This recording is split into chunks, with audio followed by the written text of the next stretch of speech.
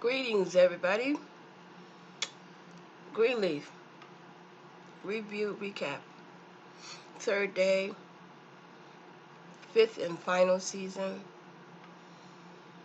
There's a lot going on. There's a lot going on with third day. I think we're gonna go from 1, 2, 3, 4, and 5, or whatever. It seems like that's the way it's going. But it seems that there is a lot with this third day. With this third day, we have Noah, who is basically still in town, trying to basically get himself together, doesn't know whether or not how it's going to go with his son, whom he has not seen. Grace got a lot going on with her due to the fact that she is, if you really think about it, she's out of a job. She thought that she was going to be, a part of Hope and Harmony, but Bob Whitmore has other plans. And so we get on to the third day. Still dealing with this third day, AJ is still in the hospital, but he has basically called for his sister, Sophia. And we're going to, get a little bit into Sophia and her storyline. Then we're going to get a little bit into Zara, but I'm not quite sure about Zara.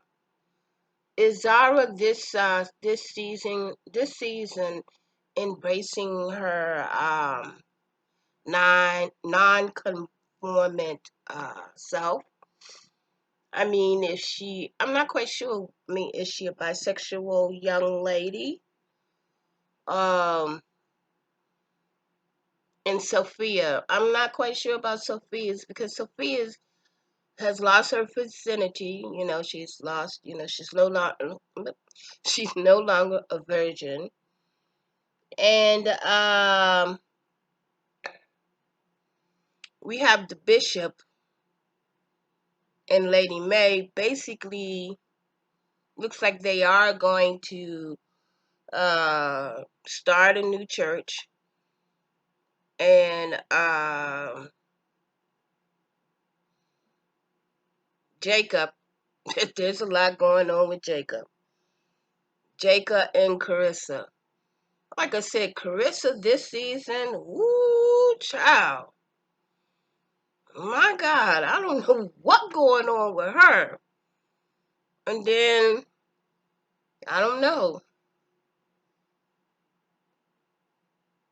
Tasha skanks. Looks like Tasha skank. Of course, everybody who was a part of Greenleaf, especially those who had like somewhat of a major character, is being called into play. Everybody is basically being called into play. So, Derek. Derek has messed around dealing with Grace. Has messed around and lost his job at the newspaper. And the one reason why he has lost his job is because him and Grace, and of course, they're still in love with each other. So they're gonna wind up getting together. Maybe, I don't know. But Darius has messed around and lost his job. And how he messed around and lost his job is that being an investigator for a newspaper, digging into Bob's Whitmore finances, and finding out that Bob Whitmore is allegedly running a scam, stating that he owns a house. Not only does he own a house, we know that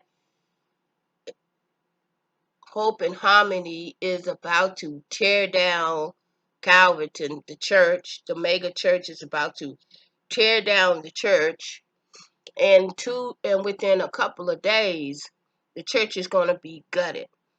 And meanwhile, we have Judy running around tormenting Charity. And Charity is like trying to really find herself, but I will have to give it to her. She's holding her ground. Even though she's feeling the pain and she's upset, she's holding her ground. Now, AJ has called in his sister Sophia because he wants to talk to her.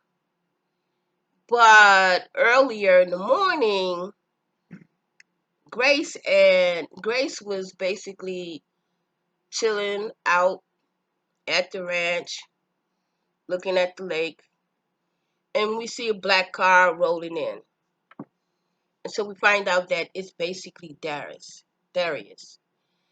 And so she says to Darius, why do we have this visit in the morning? It looks like it might be in the morning. And so Darius tells her that he is basically on his way to LA. And this is when Grace says, on your way to LA, what's going on? Oh, I wish I can go to LA. In other words, Grace is like, she needs a vacation. She wants to pack up and roll out. And then Darius, looked at her, and they looked at each other. And Darius is thinking to himself and saying, now, if you and I, we go on a vacation and we go to Los Angeles, and I'm supposed to be doing some investigating, I'm going to do some investigation, but I'm going to investigate on you too. And so, but we go on and we find out that Darius somewhat has basically, and I say somewhat because how this is moving, Darius has basically lost his job with the newspaper. And the reason why he lost his job with the newspaper is that he's getting a little bit too close to Bob Whitmore. In other words, his editor, who is his boss, called him up late at night and told him, look, got a couple of things for you to do. You either, do the story that I'm about to give you, or I'm going to have to let you go. And so Darius is being really inquisitive and wanting to know why. So we find out that Bob Whitmore has got a hold of the editor, or you know how it is, people with money know how it is, white privilege, you know how it is.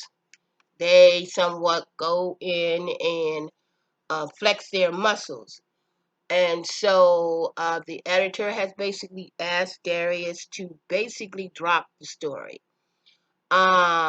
Because somewhat Bob Whitmore has gotten a hold of, he has something on the newspapers or whatever, but being the type of person that Darius is and being an investigator, he's going to want to know what's going on. And then after finding out that Bob Whitmore has this bogus lending company, and Grace, being the type of person that Grace is not going to let it go. And those two, in my opinion, those two are perfect because uh, he's an investigation. I don't know what's going on, but he likes to dig in and he's nosy. Like my mom used to call me, she used to call me Dennis the Menace because I was very inquisitive and very, very nosy. And so basically, this is the same with Darius and Grace. They're a perfect couple, although right now they're not together. And then when Grace found out that Darius basically lost his job, and I'm going to say he lost his job is because of what a favor that basically she asked him to do. In the long run, he lost his job, but he really doesn't want to. He doesn't care, but he does care. He cares for Grace, so by him still being in love with Grace, he's gonna do basically all he can to basically help Grace to get to where she needs to be, and also at the same time now going to help himself. So if he helps himself and the story pans out, because after he told Grace that he's basically going to LA on his own, and the company is not providing his ticket, he's going to investigate this due to the fact that Bob Whitmore is trying to become a senator and to basically get into politics. And by his way to the top, like a lot of these famous, well-to-do people. So we go on and we find out that Darius on his way to Sin City, find out what the hell going on, and you can trust and believe he's gonna find some information. So Grace and Darius gives Grace a kiss, and they're gonna get back together. In the meantime, in the meantime, we're dealing with Carissa. I'm like pushing up my eyebrows, and the reason why I'm doing all this is because, and I'm rubbing my head right now, is because Carissa is really, really beginning to. We ain't gonna like her, and this year she is really one of those nasty ass kind of sort of want to slap you in the face woman. But it is what it is. Both of them have done infidelity. In other words, both of them have stepped out on the marriage. Carissa just happened to get chlamydia from her beau. Well, I don't know if it's her beau or I don't even know if it's a one night stand, but she happened to catch venereal disease. And she's like really, she has a disdain taste in basically her mouth, because Jacob will not basically let it go, that the fact that she stepped out of the marriage. And I find that very, very interesting, especially when women step. I mean, neither one of them were right by what they did by stepping out of the marriage, but I find that very, very interesting that for, she said, well over 20 years that they were basically together. And within those years, Jacob did some dirty stuff. He stepped out on the marriage not just once, but a couple of times. And she basically hung in there. And I think the only reason why Carissa really hangs in there is because you can see the character, you can see the type of person that she is. She, from the very beginning when Greenleaf started, she, wanted to be, and for a minute, she was the first lady. She wanted to be able to call the shots. She wanted to be in the lamplight, and she knew that Jacob was, if anything should happen to the bishop, as far as being the head pastor of Calverton, although we know that there is no such a thing now, that, he would be next in line. At least this is where it was going. But Carissa has stuck with him. But Jacob is like, and I don't know, for some odd reason, men, will do that when they find out that their wife basically stepped out on a marriage. They are just like appalled. But I'm like, two wrongs don't make it right. So she, Jacob is basically in bed, kind of chilling, kind of, resting. And she goes in there and pull the curtains back.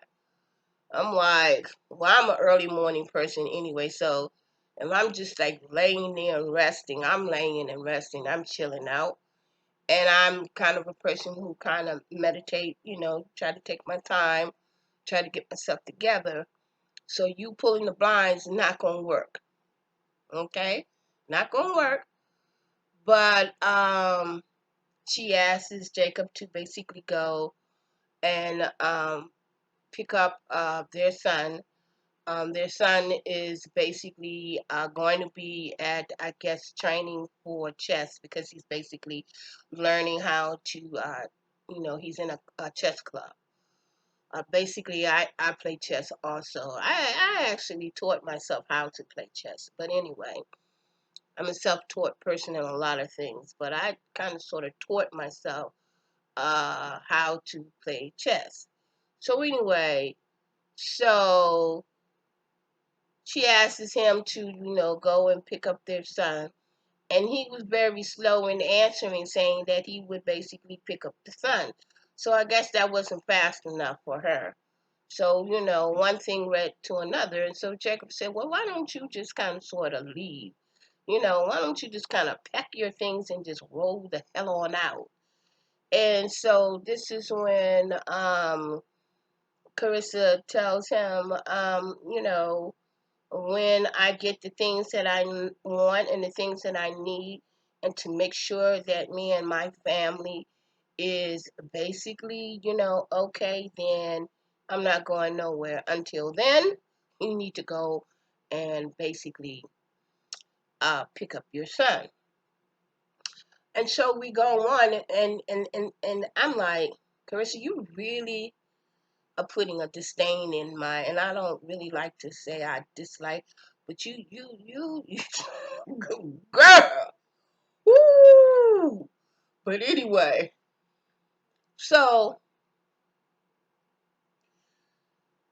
we see that the bishop and Lady May is basically, home doing some research, and I was like, what going on? I'm like, what going on? We see the bishop and Lady May is basically doing some research and basically trying to find a name for their church. And so I was like, all right,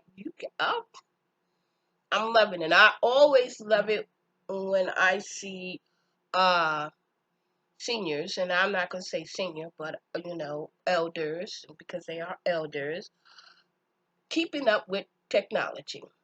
Although I am an elder, but I love technology, keeping up with technologies. And so they're on their laptop, basically, strolling and looking and seeing whether or not the church that they are about, the new church that they are about to begin, that no one else has that church.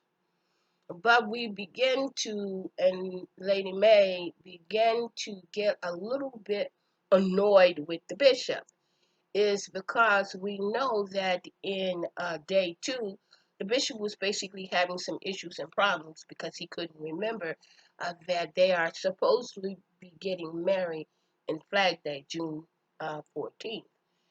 And so this is when Lady May told Bishop that this one particular church, I forgot the name of that church, she told him that they basically been there before with charity. But being that it seems like that the bishop could have some sense of a little bit of lack of losing memory, he wasn't quite sure. So Lady May basically, got kind of tired, and she says, "Look, let's resume, or let's get back with this, on a later date. In the meantime, I want you to basically go and get a checkup. You need to really go and get a checkup. Rightfully so. He does need to go and get this checkup because he is kind of sort of uh, showing a little bit of symptoms of as to memory loss, and they say that sometimes when you get uh, older, that older people do suffer with some sense of memory loss. So she told him that basically, you're going to go get a checkup, and she was able to get that date and tell him exactly that you're going to get that date, and you're going to go and get you're going to go get a checkup. In the meantime, we basically see that Charity has basically come downstairs, and so the bishop asked Charity, said, "I need your help with something that your mother and I have a disagreement with." Well, Charity is basically not really feeling it. She says, "I'm on my way to work. I really don't have time." And then this is when Lady May says, "Well, you need to sit down because your father wants you to sit down. So just do it." And so this is when they went on, and they, let Charity know that, they are seeking for a pastor. What is that pastor title? A senior pastor, or I forgot what the title. I wrote it down, but I forgot it. And so Charity says, I'm already a senior pastor at, Harmony and Hope. And this is when Lady May kind of sort of dug into Charity again and said, I don't know why you insist on doing, all of this for Hope and Harmony, and basically they just gonna, in so many words, sell you down the river anyway. And so this is when Charity says, "Well, you don't think of that I don't have a plan? You seriously think that I don't have a plan?" And so, Lady May really didn't want to hear too much of it, but needless to say, they offered her the assistant pastoring, and she said she's not going to take it. She thought that they really wanted her to, basically sing, and but Lady May is telling her that you do not really have a calling to be a pastor.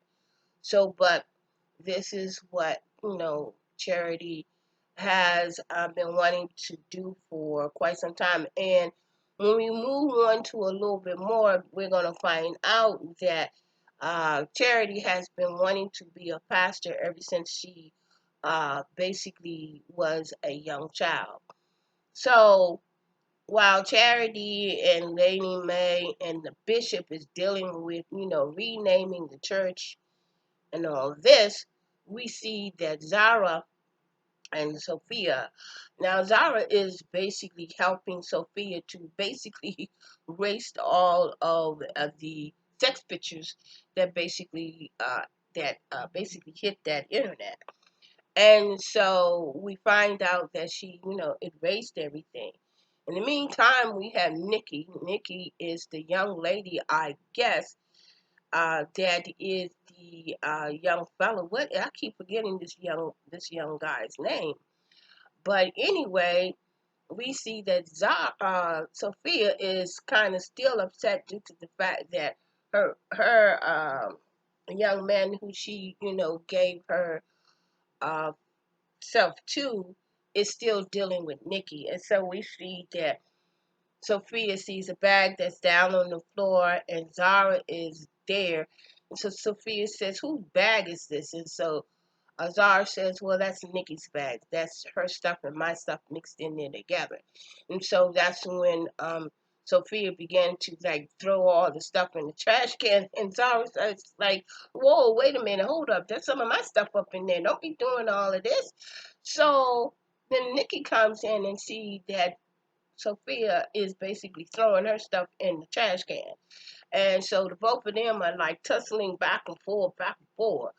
And then this is when Sophia began to call her all kinds of names, sluts and this and that. And then this is when Nikki says, you need to grow up and you need to do this. And then Nikki gets into Sophia's face, and then Sophia was like, whoa, her breath, where you been with it?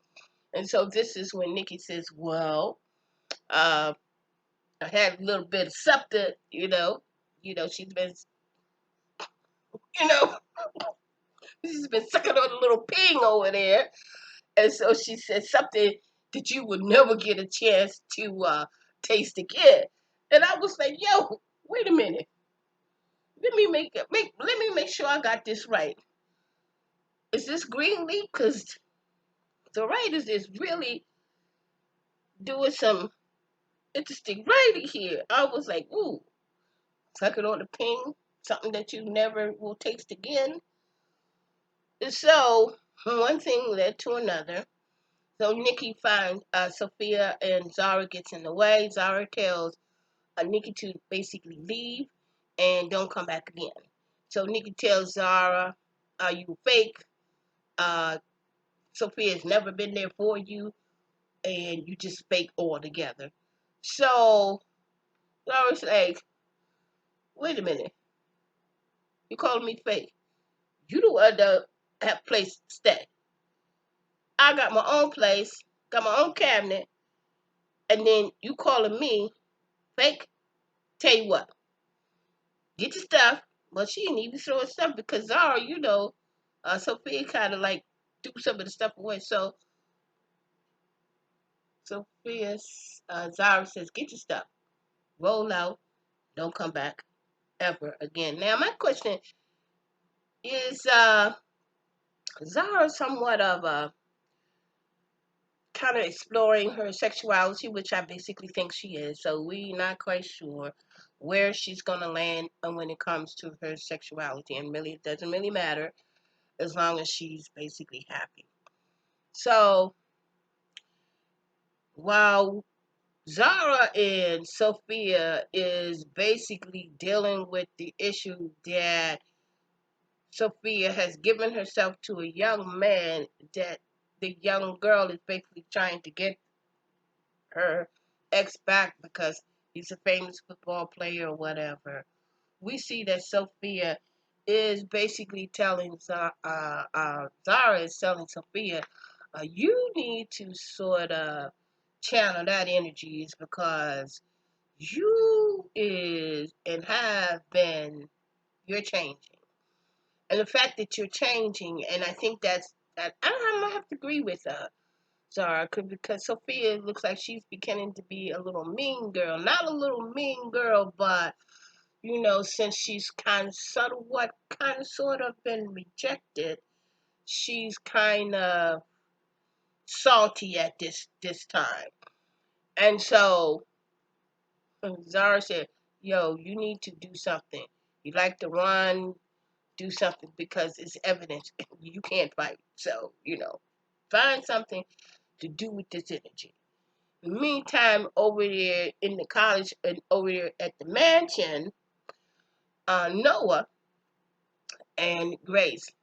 Noah has basically came to the mansion, I guess basically to say hello to the bishop, to basically, let the bishop and Lady May and them know that he's basically back in town.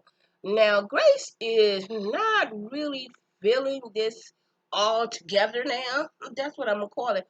All together now is because she knows her mother. Her mother is trying to rekindle some whatever relationship that Noah and Grace had. And to be honest, Grace is not really feeling this. She's like, I don't want to really hear this. And then this is when the Lady May usual, she goes into, well, we have AJ, and AJ is basically in the hospital, and he doesn't know, he needs a family. And right now, whether you want to admit it or not, Noah is the father who's never seen the child before, and Grace is the mother who gave the child away. So they need a home. So Grace is like, look, look, Mom, you're doing a little bit too much. You got me, knowing look, you just doing a little bit too much. And so I'm gonna have to agree with it. She was doing a little bit too much.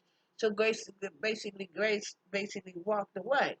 So in the meantime, while we dealing with all of this, we see that this is gonna be long, y'all. But we see that Jacob, Jacob has went back to Tasha Skanks and went to pick up Tasha, so the two of them could basically go over to Skanks, I think the stepsister, because he want to find out a little bit more about the mother, that the fact that uh, Basie may be the sole owner of the mansion, and he's not quite sure whether or not if his father had something to do with Basie and their father. So Tasha and Jacob basically goes over to the stepsister, and so Tasha, comes in. Tasha and Jacob comes in, and finding that there's a makeshift church. So the two of them basically sit down, and Jacob begins to ask questions and wanted to know whether or not if she believes that his father had something to basically do with her father's death. And so she said, and she looked at Tasha and she said, kind of, they're not quite sure, but kind of. And so I'm like, what the hell is going on? Right? And so we go on, and then this is when we basically see that AJ has called for Sophia to basically come. And Sophia comes to the hospital, and Sophia asks her father, all right, what's up? Why am I here? Why are you calling me? And so AJ basically told Sophia what basically was going on. And so this is when we see that AJ has told his sister to tell his mother, Grace, to come into in the hospital. And so basically, Grace comes into the hospital, right? Grace comes into the hospital. And so remember, we were like, well, what's going on? Come on, AJ, spill the news. And I'm sitting there, what is it? What is it? Is you or is you not Grace's son? But apparently he is Grace's son. I mean, that is her son. And come to find out of that, and that's why I said the writers, oh my goodness. The writers have revealed that AJ has HIV. And I was like, whoa, HIV. So the reason why basically AJ was going in and robbing these pharmacies and taking is because he has HIV, and he went on and he told Grace exactly how he, developed HIV. Apparently, AJ's got a lot going on, which I said he has a lot going on because while he was in prison, he was molested in prison, he was raped in prison, and like he said, the two little, oh, they really cursing on, and I don't even know. I mean, I'm doing this review, and I don't know about YouTube because YouTube, they anyway. He says the little B that raped me had basically HIV. And so, and then this is when AJ says, "Well, I don't want to hear this anymore about my health no more." But you know it's gonna come back up. We know it's gonna come back up. And so in the meantime, we're dealing with Grace finally finds out what's really going on with AJ. Now, this is when, which basically I find it very interesting. We see basically Jacob and Carissa uh, at it again. And so Carissa is like, what's going on? You ain't looking for a job? Uh, basically, Jacob overheard Carissa with her lawyer. And so Jacob says, "Look, I really ain't got time right now. Really ain't got time. I need to find out some information." And so this is when Jacob stepped up to the plate, and basically Jacob told Carissa, "Do whatever the hell you want to do, because right now I'm applying for custody also. So you're not going to get sole custody. We're going to do this thing together. We're going to divorce. It's going to be 50-50, and I'm about to find out because Carissa keeps throwing that will in Jacob's face, and Jacob is saying, well, you do what you got to do, but right now I'm going to find out what's going on." So this is when Jacob goes in and begin to, put down the hammer on the father and started asking these questions. And he said, "Did you not, or did you not put out a hit on Basie Skate's father? Did you or did you not?" And so this is when the bishop was basically kind of like, kind of surprised that Jacob was basically asking all of these questions. And so the bishop basically said, no, did not. So we go on and we find out that while Bishop and Jacob is dealing with that, we see that Charity and Judy, and I'm going to say Karen, uh, is dealing with some stuff. Phil is basically, he keeps, mocking and knocking into uh and touching Charity. And Charity's like, look, don't touch me. You and I never will ever get back together like that again. And so this is when we see that Phil has basically asked Charity if she would basically do the opening, the welcoming. And Charity says, well, isn't that for the First Lady? And Phil says, yes, but we want you to kind of sort of, break in the crowd, break in and, introduce Hope and Harmony and, do the welcoming. And so she agreed that she would do it. In the meantime, her and Judy then clashed again. And so basically, Judy basically asked her to do the same thing, do the welcoming thing. And so we see that Phil, well, I'm trying to get everything because this is really getting long, but I want to remember everything. Phil and Judy is basically home uh, during their dinner. And you can tell Phil really didn't really want to be there because this is an arrangement marriage. And Judy knows that it's an arrangement marriage. But she wants something that she can't really have, and Phil is not really in love with her. And she knows that. But she wants to go on with this, this arranged marriage, and I basically, it ain't gonna work. It ain't gonna work. Because Phil and Charity are going to get back together again. It may not be, husband and wife, but as far as being sexual, they're going to do it again.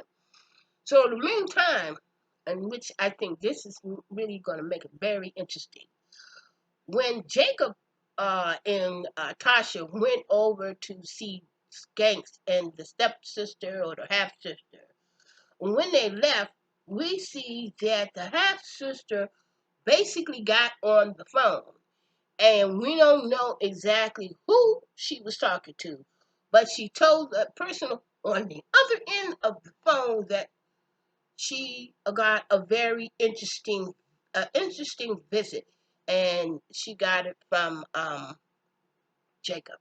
So we know that we don't know who's on the other end of the phone. We don't know if it's the wife or of the sister or whatever the child, that child's name is.